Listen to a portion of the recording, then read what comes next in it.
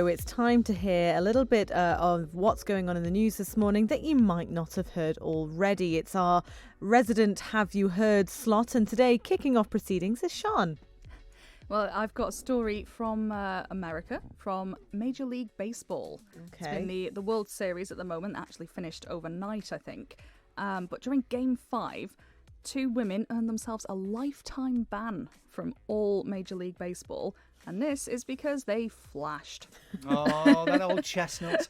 So you think that would get the crowds coming in? The crowd seemed to be enjoying it, but this was actually as the pitcher for the Houston Astros was getting ready to pitch, and it put him off. He had to step off the plate, and there was a whole kerfuffle. It was seen on TV, and so they've got themselves a ban. You don't see that in Britain, do you? You don't see it at a cricket Too game cold. or That's a fair golf.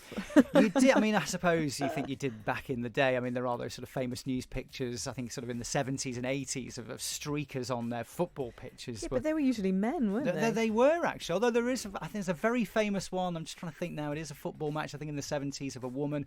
And is it the police or someone goes and puts their coat round her? Right. In fact, I think that woman became quite famous. I can't think of her name. Yeah, I can't remember, but I'm sure at the time, we are going back years here, that she became a bit of a star, a short-lived star off the back of that.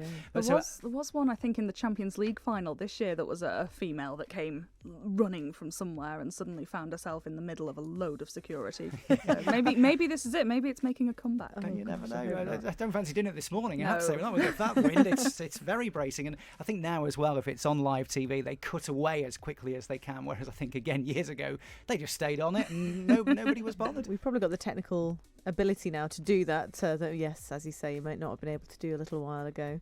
What have you got for us, Ben? We're talking reality TV today because it was... We are. Of course we are. Absolutely. You know, I'm not a fan of this show, I have to say, but it was announced yesterday that it is returning in around about 2.5 weeks. We are talking about the show that takes us down under every sort of November and December. I'm a Celebrity, get me out of here. Is back on our screens the 17th of November. This was a tweet on the show's official account yesterday.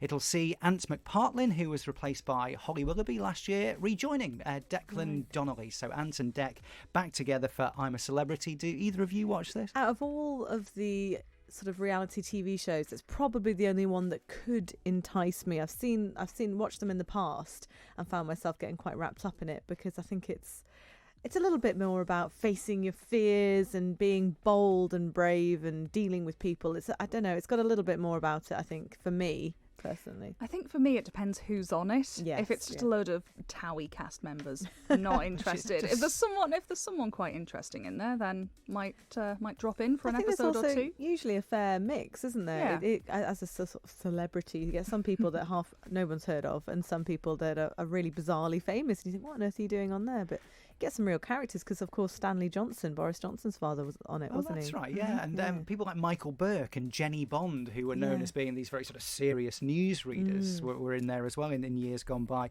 It's the insects thing for me. You know your thing about spooky haunted houses? Yeah. I'm kind of the same with all the insects and rodents and stuff like that. But I don't think we know yet who's going to be taking part, do we? I don't think anything's been I don't know. I have not seen anything, but that's the deal clincher for me, I think, the cast. Well, keep your eyes on it then. The next couple of weeks there will be a flurry, no doubt, of big names or otherwise being announced. Speaking of a flurry, we're getting a flurry of messages coming in saying, Ben, it was Erica Rowe that streaked at Twickenham. That's from Ian, Paul and Quango have all been in touch to say it was Erica Rowe at Twickenham, so there you go. They remember it well. 1982, says Quango. I knew there was someone who became quite famous off the back of that. So famous that everybody's shouting at the radio right now. Absolutely, there we go. Well, my story is skipping Hop Tune and Halloween today and going straight to Christmas. You'll be unhappy to hear, I'm sure.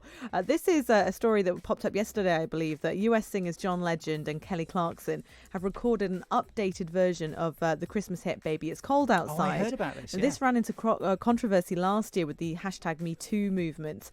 It was written in 1944 and there were a couple of questionable lyrics in it. One line said, "Say what's in this drink, no cabs to be had out there," and people were saying this could refer to sort of date rape.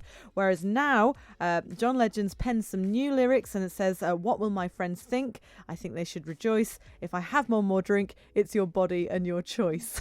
So These are the new Legend lyrics, and they're going to feature on John Legend's seasonal album, A Legendary Christmas. You see, So we there you go. we could talk about the whys and wherefores of all that all day, Yeah. couldn't we? But John Legend's got a Christmas album out then, is that Yes, the sort of... A Legendary Oh, Christmas. there And you we- think, how has he not come up with that title before? It seems too perfect, doesn't it? It would, so he could be the new Michael Bublé of Christmas. Maybe for this year, John Legend is the man to be. I think he's been a bit of a crooner for some time, hasn't he, with Ordinary People Great back in stuff. the day. Yeah, And yeah. Lovely. Well, look out for that Christmas album There then, we no go. doubt, out in the next few weeks.